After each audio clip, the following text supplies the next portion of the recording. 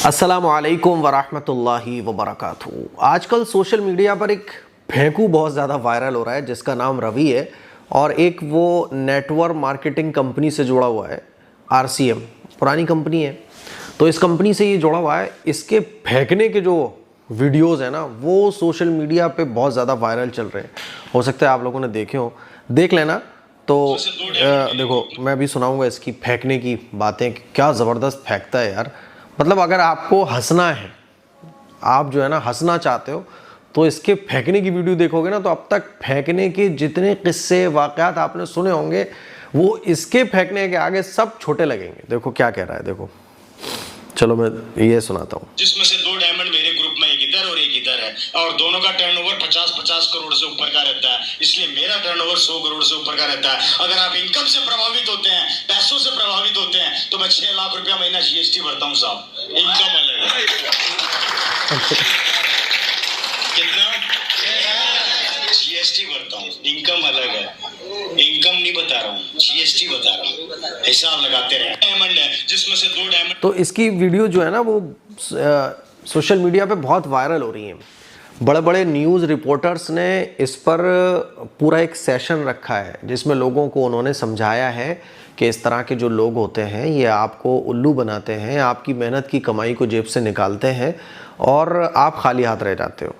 इतनी लंबी लंबी फेंक रहा है कि इसको ये नहीं पता होगा कि करोड़ में कितने ज़ीरो लगते हैं। फेंक रहा है, मेरे पास इतनी गाड़ियाँ हैं, मेरे पास इतने बंगले, मेरे इंडिया के बड़े बड़े शहरों में मेरा बंगलो है, ऐसी गाड़ियों से मेरा दिल भरा है कि अब तो मैं एक्टिवा पे आ गया हूँ। मैंने इसकी वीडियो सुनी ना, तो मुझे हंसी बहुत कम आती है। कॉमेडी की वीडियो पे भी मैं इतनी जल्दी मुस्कुराता नहीं हूँ, लेकिन इसके फेंकने पे वाक़यात मुझे मुस्कुराहट आ रही थी। फिर मैंने देखा कि न्यूज़ में बता रहे थे कि रवि से जब कॉल पर बात की तो कहने लगा ये तो मेरी कंपनी RCM जो है ना, उसका टर्नओवर है, और फिर अपनी बातों से ये मुकर गया। अच्छा, एक बात और मैं बताऊँ, अगर आदमी अमीर होता है, बहुत अमीर है, तो उसके चेहरे से ही पता चल जाता है। और अमीर आदमी जो होता है ना, तो वो अगर लोगों को गाइड भी करेगा ना, तो इस तरह से फेंक कर गाइड नहीं करेगा, इतनी नहीं फेंकेगा। अब लोग बैठे हुए हैं, इस तरह से लोगों को झांसे में लिया जाता है। अब मैं ये सब आपको क्यों बोल रहा हूँ? मैं आपको इसलिए बोल रहा हूँ क्योंकि आजकल हमारी एक बड़ी गंदी आदत ये है कि हम ये चाहते हैं कि मेरे पास जो 1,000 रुपये हैं, मेरे पास 10,000 रुपये हैं, 50,000 रुपये हैं, 1 लाख रुपये हैं, हम ये चाहते हैं कि मेहनत कुछ भी ना करना पड़े और कोई ऐसा मंत्र या कोई ऐसा बंदा मिले कि वो हमारे 1 लाख रुपए ले और ये 2 लाख हो जाए। अब मुझे कुछ ना करना पड़े, मेरे पास 50,000 रुपये हैं, कोई मेरे ये 50,000 रुपये ले ले और हर महीने मुझे 3, 4, 5,000 रुपये वो देता रहे। हम मेहनत नहीं करना चाहते, जिसका फ़ायदा इस तरह के लोग बहुत उठाते हैं।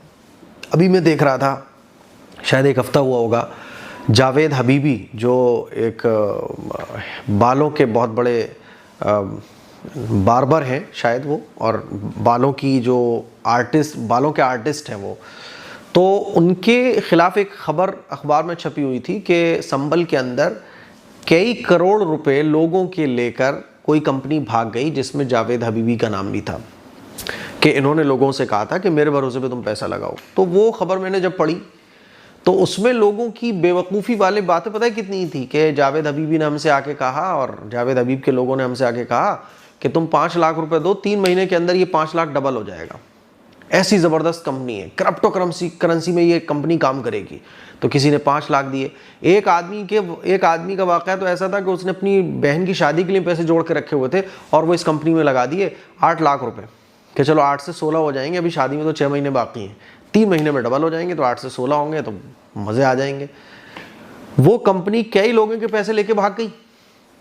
इस तरह का एक वाक़या नहीं, बहुत सारे वाक़यात हम लोग सुनते रहते हैं कि वो कंपनी पैसा लेके भाग गई, वो लेके भाग गई, आज उस कंपनी का कुछ पता नहीं चला। खुद हमारे ससुराल में कई लोग ऐसे हैं जो 1 लाख, किसी ने 2 लाख किसी कंपनी में लगाए, आज उस कंपनी का कोई नामो निशान दूर तक नहीं है। हालांकि जब वो पैसा लगा रहे थे तो उन्होंने मुझसे पूछा था, तो मैंने यही कहा था, क्योंकि उन्होंने मुझसे पूछ लिया, ऐसे ही दिल्ली में जाता हूँ, ससुराल का मामला है, तो मैंने कहा इस कंपनी का कोई वजूद नहीं है, ये कंपनी कभी भी पैसा लेके आपका फ़रार हो सकती है, कोई आपको सिक्योरिटी नहीं दे रही है, कोई गारंटी कार्ड नहीं मिल रहा है, कोई डॉक्यूमेंट नहीं आपको नहीं मिल रहे हैं, कोई प्रूफ आपको नहीं मिल रहा है। लेकिन उनका तर्क ये था, लालच।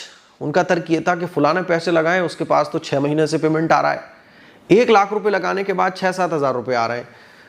तो मैंने कहा आपकी मर्जी है, लेकिन ये पैसा आपका डूबना है, आज नहीं तो 1 साल के बाद, 6 महीने के बाद डूबना है।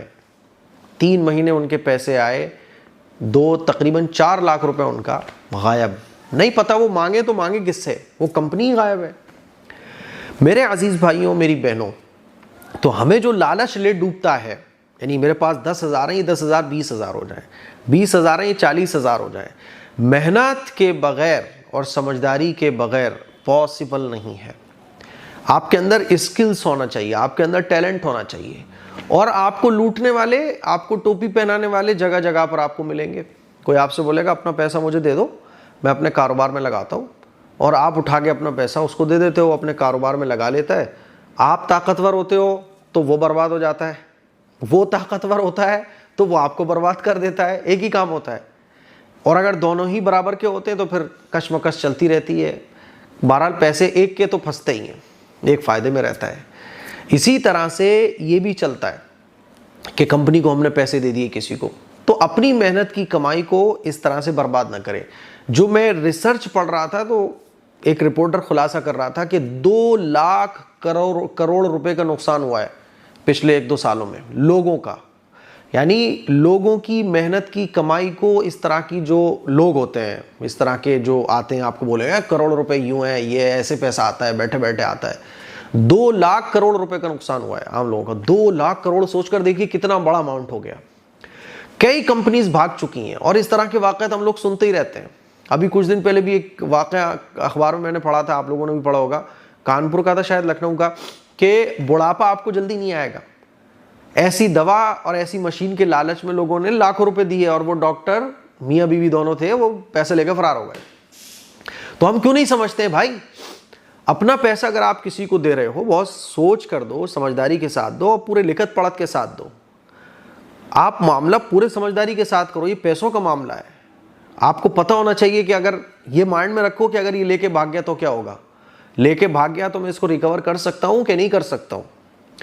जब मैं पिछले साल दुबई गया था ना, तो एक ऐसी ही कंपनी उसने मुझे दुबई बुलाया था, और उस कंपनी में उसका फाउंडर जो था ना, वो मुसलमान भी था। तो उसने जो मुझे बुलाया था, तो उसको ज़रूरत थी कि ऐसे उलमा कुछ मिल जाए जो हमारी तायीद करें, जिससे कि ना हमारी कंपनी का और फ़ायदा हो कि भाई ये हलाल है, ये और बताएं वो। तो वो मुझे लेकर गए, दुबई में गया था, और उस पर मैंने पूरी एक वीडियो भी रिकॉर्ड करवाई थी। तो मैंने जब वहाँ जाके देखा और उस चीज़ को समझा, उनके पूरे काम करने के अंदाज को समझा, तो मेरा 2 पहले सवाल थे कि अगर जिसने पैसा लगाया है, तो पैसा लगाने वाले के पास अब प्रूफ क्या रहता है कि मैंने पैसा आपको दिया है? कोई प्रूफ नहीं है। वो एक ऐप था, बस उसी में आपको पेमेंट डालना है। कल को वो ऐप क्रैश कर जाए तो आदमी हाथ पे हाथ रख के बैठा हुआ है। दूसरा, मैंने कहा अगर कुछ गड़बड़ होती है तो क्या इंडिया में हम आपके खिलाफ रिपोर्ट कर सकते हैं? तो घबरा रहे थे, रिपोर्ट की बातें कर रहे। तो भाई मैंने कहा हमें, तो वो दुबई में बैठे हो, आप दुबई में बैठ के कंपनी चला रहे हो, इंडिया में अगर मैं रिपोर्ट करता हूँ, कुछ भी करता हूँ, तो आपके खिलाफ तो कुछ हो ही नहीं सकता है, आप तो दुबई में बैठे हुए हो। तीसरी बात मैंने ये कही कि आप जो हमें प्रॉफिट देते हो, ये कैसे आती है? यानी आप करते क्या हो, आपका बिजनेस क्या है, आपकी पूरी जो डेटा है वो क्या है, कि आप जो हमारा पैसा लेते हो कहाँ इन्वेस्ट करते हो, कितना % देते हो, नफ़ा क्या है, नुकसान क्या है, ये प्रॉपर। मैंने कहा आपकी बैलेंस शीट ही मुकम्मल नहीं है। उन्होंने मुझे बहुत ऑफर दिया। मुझे आप ये समझ लें कि अगर मैं चाहता तो हर साल दुबई जाता, लाखों रुपए मेरी जेब में भी आते अगर मैं उनका एडवर्टाइज़ करता, लेकिन नहीं, ये चीज़ लोगों को नुकसान पहुंचा रही थी। उस पर जब मैंने वीडियो बनाई तो उन्होंने कहा यार वीडियो प्राइवेट कर दो, हाथ जोड़ते हैं, या कम से कम इसमें डायरेक्टली। तो फिर मैंने उस वीडियो को कुछ दिन प्राइवेट रखा, उसके बाद मैंने उसको पब्लिश भी किया। मेरे अजीज़ों, मैं ये समझाना चाह रहा हूँ कि कोई ऐसा जादुई ताकत नहीं है कि, और ऐसा कोई फार्मूला भी नहीं है दुनिया के अंदर कि बैठे बैठा आपके पैसे डबल हो जाए। आपको स्किल सीखना पड़ेंगी, आपको अपने अंदर टैलेंट पैदा करना पड़ेगा, मेहनत करनी पड़ेगी, टाइम देना पड़ेगा, और इसके साथ साथ समझदारी के साथ फूंक फूंक के आपको कदम उठाना पड़ेगा।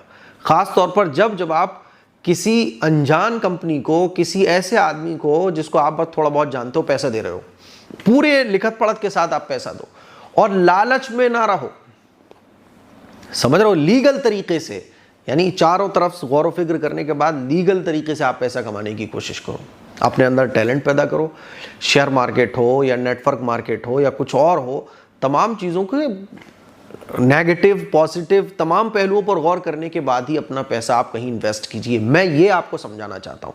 हर साल लाखों रुपए, लाखों, जैसे कि मैं बता रहा था ना 200 करोड़ है ना, 2 लाख करोड़, सॉरी 2 लाख करोड़, 1 लाख करोड़, 200 करोड़, हर साल ऐसे लोगों को चूना लगाती हैं ये कंपनीज, और पैसा लेके न जाने कितनी कंपनीज हर साल भागती हैं।